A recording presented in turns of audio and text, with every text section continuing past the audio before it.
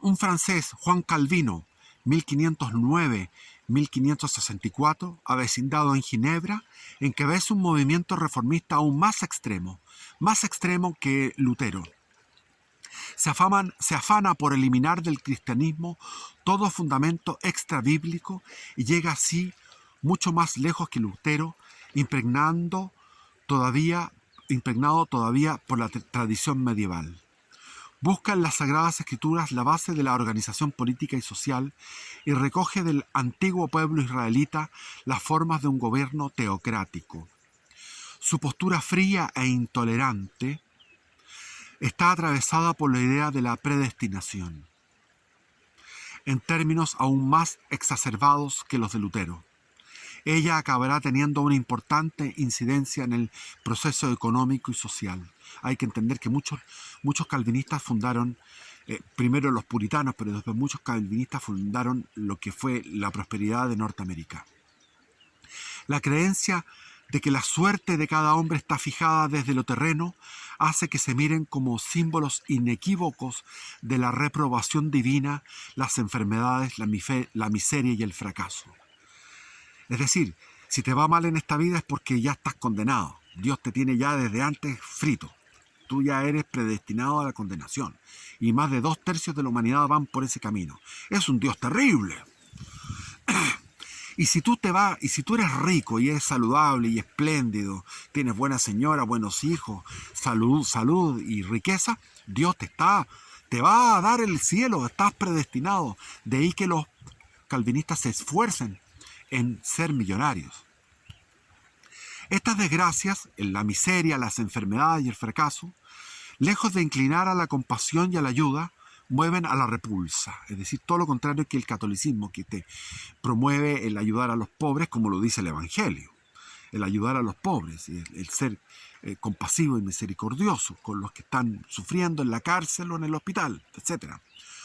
Solo el triunfador en el mundo merece aprecio, porque se señala como un escogido de Dios. La riqueza, que en los moralistas católicos es mirada como un riesgo para el alma, siempre el catolicismo sospecha de la riqueza y la trata como algo peligroso para el alma, un riesgo para el alma, y llama a la pobreza.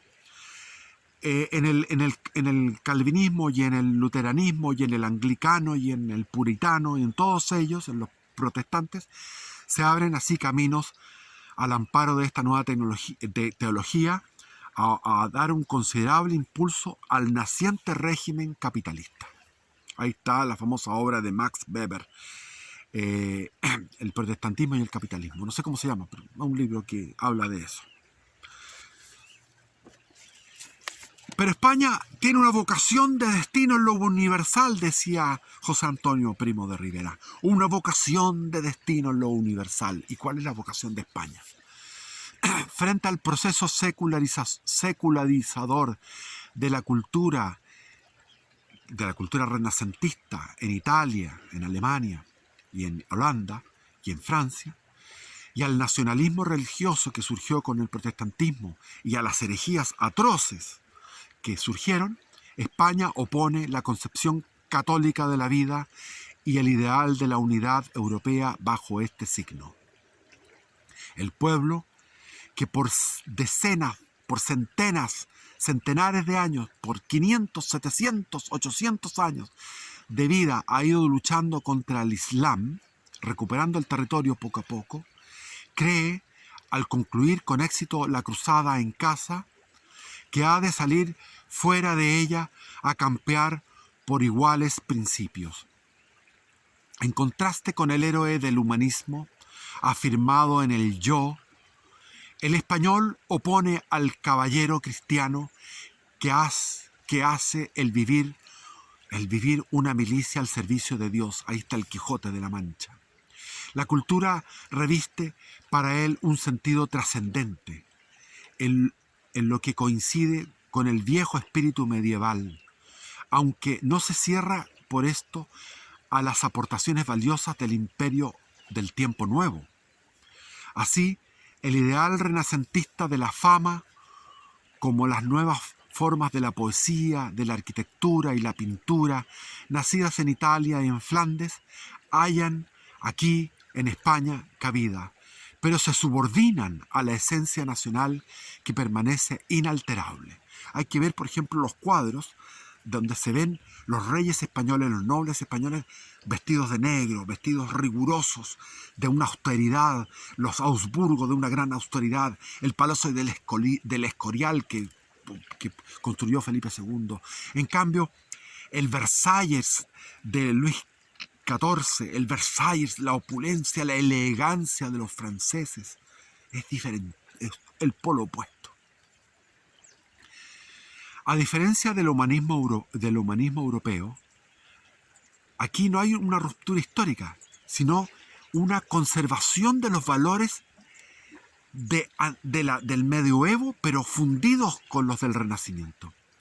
Hay una conservación de los valores que se estiman permanentes y la actualización vital de los mismos.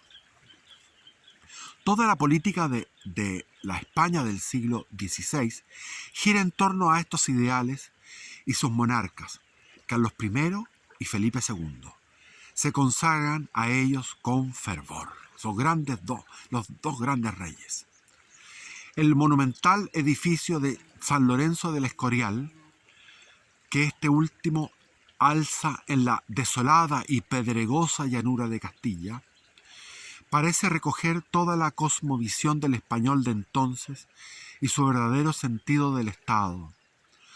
Su marco estilístico sigue las armónicas y serenas líneas greco-romanas, gratas a la época, pero su intención interior le apartan del naturalismo y del culto exclusivo del goce y de la belleza y la celebración de la vida, que representan las grandes construcciones italianas y francesas de entonces. El Escorial es a la vez un palacio, pero también un monasterio y una tumba. Es el sitio donde el rey gobierna medio mundo, unido a la oración de los monjes y en contemplación del más allá. La política resulta así una tarea que trasciende al tiempo. El monarca, un instrumento al servicio de la causa de Dios. Y el recuerdo de la muerte, la advertencia continua de la limitación humana y del encuentro ineludible con la justicia divina. Es una concepción en radical divergencia con la política fundada en la razón del Estado y ausente de un norte ético que propiciaba el florentino Nicolás Maquiavelo. Es decir, lo opuesto a lo que era lo práctico del Renacimiento de Nicolás Maquiavelo, el emperador. Cuando en 1517 Carlos I, con 17 años, nacido y educado en Flandes, viene a recoger a España la herencia de sus abuelos maternos, los reyes católicos, apenas tiene algo de común con el pueblo que va a gobernar. No sabe hablar español, pero pronto su espíritu le conquista y acaba por transformarle en paladín ardoroso de sus ideales. Es decir, España se enamoró de España. España lo enamoró y él se enamoró de España. Carlos I de Flandes. Carlos I de Borgoña. Carlos I de Nápoles. Carlos I del imperio, Carlos V del imperio Sacro Imperio Romano Germánico. Carlos I, el rey de un imperio donde no se ponía el sol, que tenía costa en Filipinas, en 1000 lugares. La diadema imperial de Alemania y la sucesión de los estados patrimoniales de la Casa de Austria, a la que pertenece por el lado paterno, no le quitan su carácter de rey español. La vieja pretensión germánica del imperio universal, sojuzgador de príncipes, es desechada por él como combatida. Lo es sin su resistencia por el teólogo Francisco de Vitoria en la Universidad de Salamanca. En ese momento está la formidable Universidad de Salamanca, que daba luz a toda Europa. Su concepción política es la del abuelo materno, el rey católico Fernando de Aragón. No aspira a arrebatar coronas a nadie, sino a reunir en un haz a los monarcas cristianos para luchar contra los enemigos de la fe, mahometanos y protestantes. O sea, reunir en un haz, H-A-Z, reunir en un facho di combattimento, en un fascismo. En este imperio, que abarca media Europa occidental y que día a día se va dilatando hacia nuevas tierras de América y la Oceanía, Castilla es el nervio y el corazón. Sus ideales son los que lo rigen, su idioma el que predomina en la diplomacia, los recursos económicos y la sangre de sus hijos, los que nutren las grandes empresas. De ahí que el pueblo español, sorprendido de su destino ecuménico, llegue a creerse instrumento divino de una gran misión histórica. El poeta Hernando de Acuña, en elegante soneto, se preguntará si habrá llegado ya la edad dichosa en que todos los pueblos constituirán una sola grey y no exista más que un monarca, un imperio y una espada. En su anhelo de restaurar la unidad de la Europa cristiana, dividida por la Reforma, y de presentarla y de la amenaza de los que me distrae esta se oscurece, se aclara, se oscurece, es una weá que cabrea, pero bueno, sigamos. En su anhelo de restaurar la unidad de la Europa cristiana, dividida por la Reforma, por la fucking comillas reforma, que fue una ruptura revolucionaria y un cisma, y de preservarla de la amenaza de los turcos que amenazan desde el oriente con la enseñanza del Islam, Carlos I busca el entendimiento con el rey francés y el papado, pero en Roma se mira con recelo su poder y pasan los años antes de que se oigan sus llamados a la reunión en un concilio ecuménico para reformar la Iglesia sin mengua del dogma y la unidad. El Concilio de Trento.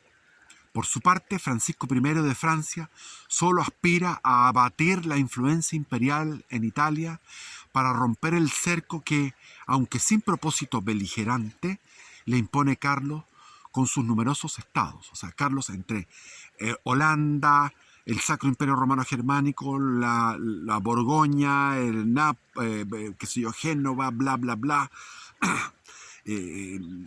Nápoles, España, tiene cercado a Fernando I, pero sin ningún ánimo de beligerancia, pero Fernando I le hace la guerra.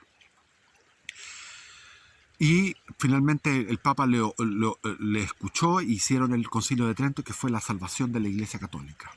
La derrota y prisión de Francisco I en Pavía, en la batalla de Pavía, donde participó jovencito nuestro gran Alejandro Magno, que es, Pedro de Valdivia, que es el gran Alejandro Magno que conquistó Chile, peleó en esta batalla de Pavía en 1525. Derrota entonces Carlos a Francisco en esa batalla en Italia. Hacen abrigar por un instante en el magnánimo vencedor la esperanza de una reconciliación profunda, pero esta no se produce. O sea, Carlos quería ponerse de a buenas con Francisco, el rey de Francia. Luego de liberado, el francés falta a sus compromisos y se alía con los turcos. No es primera vez. Después Luis XIV también se va a aliar con los turcos. Esa es una maldición para Francia. Por eso que están ahora llenos de musulmanes. Van a ser musulmanes como castigo por Eso que hicieron permanentemente, aliarse con los turcos, aliarse con los infieles. Y también salió con los príncipes protestantes alemanes para abatir el poder de Carlos. El emperador alcanza sobre los últimos, sobre los protestantes alemanes, un triunfo en Mühlberg en 1547, que pudo poner fin a la violenta agitación de Alemania y frenar la expansión de la herejía.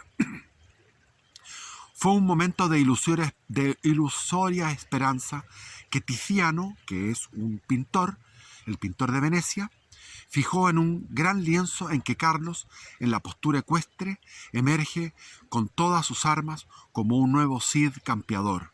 Y no era broma, Carlos pasó peleando toda su vida. Sin embargo, la discrepancia entre el emperador y el papa debilita la ventaja. Carlos, conciliador, busca una transacción con los protestantes a quienes cede en asuntos secundarios, sin lograr a la postre satisfacer a ningún bando. Nuevas sublevaciones de príncipes alemanes, alentadas por Francia, obligan a Carlos a reconocer en la paz de Augsburgo, 1555, amplios derechos a los protestantes, después de muchas matanzas y crímenes. En completo desengaño, abdica al año siguiente la corona imperial y los dominios patrimoniados de la Casa de Austria en favor de su hermano Fernando, y el trono de España y los Países Bajos en favor de su hijo Felipe II. Se retira al monasterio de Yuste, en la región de Extremadura, donde él aguarda su muerte en la oración. Ese es el gran rey, Carlos V de Alemania y Carlos I de España. La Reforma Católica. Si por vía política no resultó posible contener la disgregación espiritual de Europa, por la acción puramente religiosa se logró, en cambio, remozar la Iglesia y recobrar para ella muchas regiones perdidas. La acción purificadora del clero, iniciada antes de la crisis luterana por el cardenal Cisneros, muy importante el cardenal Cisneros, que hizo una reforma anterior a la crisis protestante, y seguida por los santos de la talla de Santa Teresa de Ávila y San Juan de la Cruz, permite a la Iglesia de España emprender una acción reformista dentro de la ortodoxia en los demás países del continente. Por lo demás, la creación de nuevas órdenes religiosas, signo de un rebrote de la espiritualidad y de la vitalidad espiritual, ayuda a este propósito. La más decisiva por su importancia fue la Compañía de Jesús, fundada por el hidalgo de Vascongado, Ignacio de Loyola, 1491-1556, que en este canal está su biografía, la vida de San Ignacio de Loyola y los ejercicios espirituales. Un pequeño, pueden consultar aquí en este canal, que se propagó con una rapidez del rayo por todos los países. La Compañía de Jesús se propagó rapidísimamente. Llegó a tener más de 1000, mientras estaba Ignacio vivo, comenzaron 10 con él. Cuando se fundó la compañía en 1541 tenían 10 miembros, y de 10 miembros se multiplicó a 1000 en todos los países, en Suiza, en Alemania, luchando por medio de la prédica contra los protestantes. La severa disciplina de corte militar, la adhesión al pontífice por un voto especial de obediencia absoluta al pontífice y la rigurosa formación intelectual hicieron de sus miembros un potente núcleo de acción. Su influencia se hizo sentir en el campo educacional y en las misiones, que lograron extender hasta los confines de América y de Asia. En Chile hubo, aquí mismo, en esta misma zona, hubo mártires jesuitas y otros mártires jesuitas en Hiroshima, en Japón, Ahí estaba la comunidad cristiana. Por eso que los protestantes y los masones de Norteamérica tiraron la bomba atómica en Hiroshima y Nagasaki, donde estaban los cristianos, la población cristiana de, de Japón. Murieron en la India. Hubo un jesuita que fue el primero de los europeos que conoció el Tíbet y fue a predicar el cristianismo al Tíbet. Este renacimiento eclesiástico español, sumado al que iba a producirse en Italia, vino a cosechar los frutos del Concilio de Trento, inaugurado en 1545 y con diversas interrupciones se prolongó hasta 1563, sin apuro. Sus acuerdos abarcan aspectos dogmáticos y disciplinarios. Por ellos, la Iglesia Católica no solo condenó las doctrinas de las diversas confesiones protestantes, sino que también clarificó la propia doctrina y corrigió abusos y dio un nuevo impulso a su acción. Falta aquí citar el gran San Carlos de Borromeo, que fue uno de los partícipes del Concilio de Trento. Gran santo italiano, de Milán, obispo de Milán, San Carlos de Borromeo. Grande de los santos, grande. Ahora venimos al rey prudente, Felipe II, 1556-1598. Felipe II, marca la hora cumbre de la hegemonía española. El monarca, grave y recogido, contrasta con la índole expansiva de su padre, el emperador Carlos. Lejos de deambular como por sus variados dominios, que pasó viajando, pasó peleando, su padre, hace de Madrid una capital estable y del Escorial, del monasterio del Escorial, su residencia favorita, donde reúne magníficas colecciones de cuadros, libros y manuscritos. Allí despacha con minuciosidad increíble los complejos asuntos de gobierno, lo que naturalmente hace lentas las decisiones, puesto que su monarquía comprende dilatadísimos estados, a los que se agregarán, a partir de 1580, los del Portugal, con todas sus posesiones en América, África y Asia. Es hombre de pocas palabras, de honda religiosidad, de ánimo reflexivo y recta intención en el obrar. Oye con afecto y bondad a los pobres en audiencias públicas. Oye con afecto y bondad a los pobres en audiencias públicas y cuida antes que otros monarcas de la suerte de los obreros, en favor de los cuales establece la jornada de 8 horas de trabajo. ¿Quién estableció la jornada de 8 horas de trabajo? El Imperio Español. En esa época, el rey prudente, Felipe II. Sus súbditos le apodan el rey prudente. El pincel brillante de Domenico el Greco. Le colocará junto a los bienaventurados en su tela el entierro del conde de Orgaz. O sea, lo coloca arriba en el cielo. Y más adelante el dramaturgo Pedro Calderón de la Barca, famoso Pedro Calderón de la Barca, cuando les recomiendo leer La vida es sueño.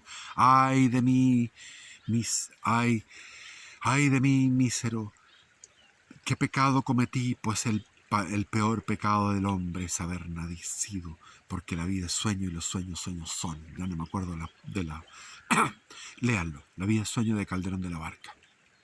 En El alcalde de Zalamea, esa otra obra, recogerá su fama de justiciero y contenedor de las dinastías de los poderosos. La política de Felipe II se encamina a la defensa y expansión del catolicismo. Todo lo subordina a la lucha contra los turcos, musulmanes y los protestantes y al desarrollo de la evangelización de América y del Oriente. En los albores de su reinado, la paz de Cateau-Cambrésis con Francia, que aleja a esta de toda pretensión en Italia, le permite no solo hacer pesar su influencia en esta península, sino también contener en unión de los venecianos la amenaza turca en el mar Mediterráneo con la victoria naval de Lepanto en 1571. La victoria naval de Lepanto fue algo maravilloso. Todos rezaron el rosario el 7 de octubre. El 7 de octubre es el día del rosario y es el día de la victoria de Lepanto, y fue ahora el día del ataque de Hamás a Israel. Octubre es el mes del rosario, el mes de la Virgen, y siempre el demonio trata de actuar en octubre. Octubre también es el mes del demonio. ¿Por qué? Porque el demonio copia a Dios y va a hacer en la contra. Se decreta el mes de María y se tira la Teletón en contra.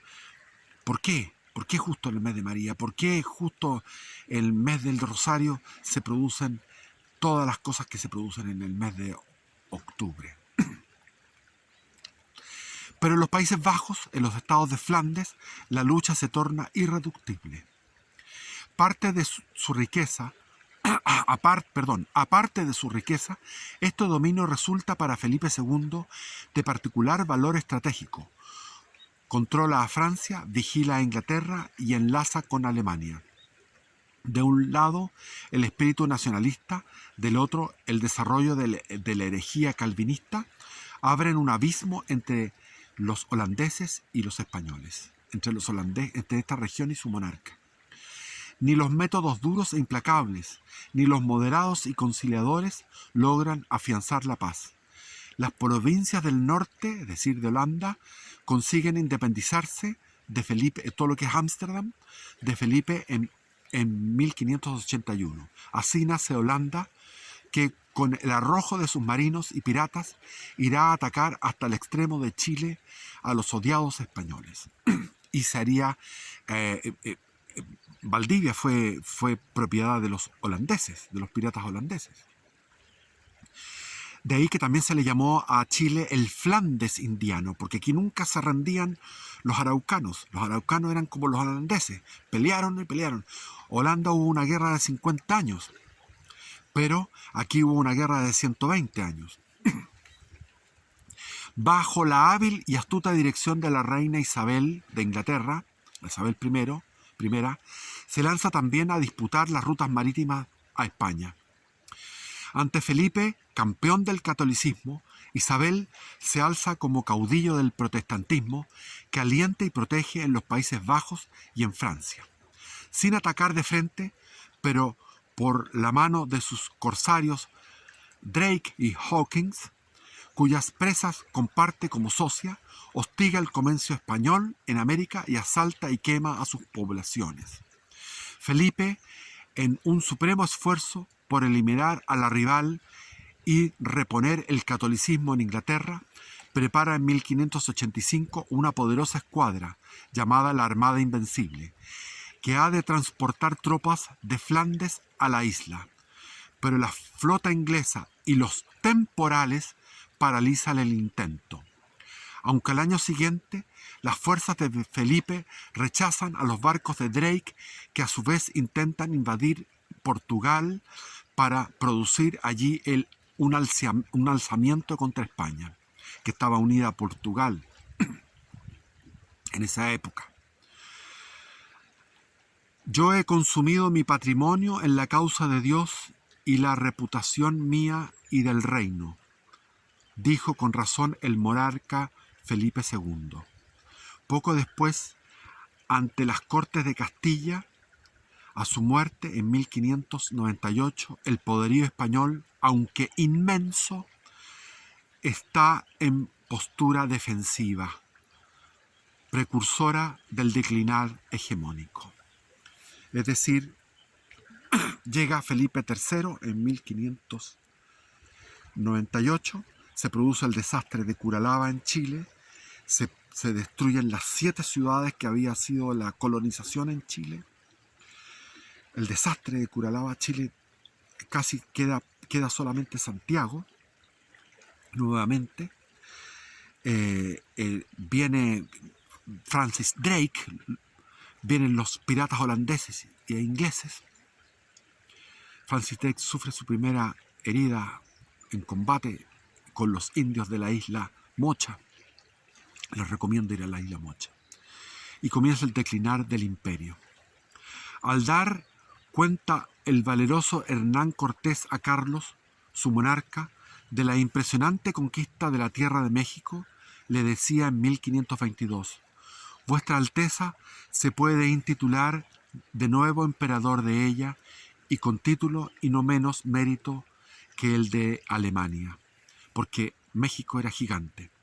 Y en verdad el imperio germánico resultaba reducido y caduco al lado de las promisorias y enormes extensiones que el empuje español estaba colocando bajo el cetro de su rey.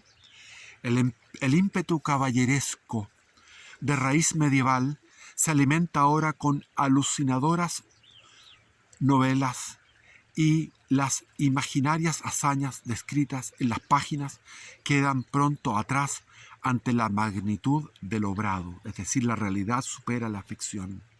Desde la Florida hasta el estrecho de Magallanes, marinos, soldados y misioneros se derraman por mares, ríos, selvas, cordilleras, desiertos, estepas, mesetas, serranías. La hazaña de Hernán Cortés, sojuzgador del imperio azteca, la repite Francisco de Pizarro al imponerse sobre la enorme monarquía de los incas y abrir paso a una empresa mezquina en compensaciones económicas, y hasta el apartado territorio de Chile llega Pedro de Valdivia a hacer obra fundamental y abrir paso a una empresa mezquina en compensaciones económicas, pero pletórica de heroísmo que cantarán los poetas. Poco después recorrerá su huella el joven vate, el poeta Alonso de Ercilla, con abandono de la vida cortesana, y en el árbol de una isla distante el acero de su cuchillo grabará el verso consagrador del valor. Dice el poeta: aquí llegó donde otro no ha llegado. Así como en los tiempos primeros de Castilla, la épica va a acunar a la naciente sociedad chilena. Chile es el único lugar de toda América que nació con un poema épico, el poema de la Araucanía de Ercilla. Chile, fértil provincia señalada en la región antártica famosa, de remotas naciones respetada por fuerte, principal y poderosa. La gente que produce es tan granada, tan gallarda, soberbia y belicosa, que no ha sido jamás por rey regida, ni extranjero dominio sometida. Caerá Valdivia con el arma en la mano, y al término del siglo rendirá a sí mismo la vida el gobernador Óñez de Loyola en 1598. Su desaparición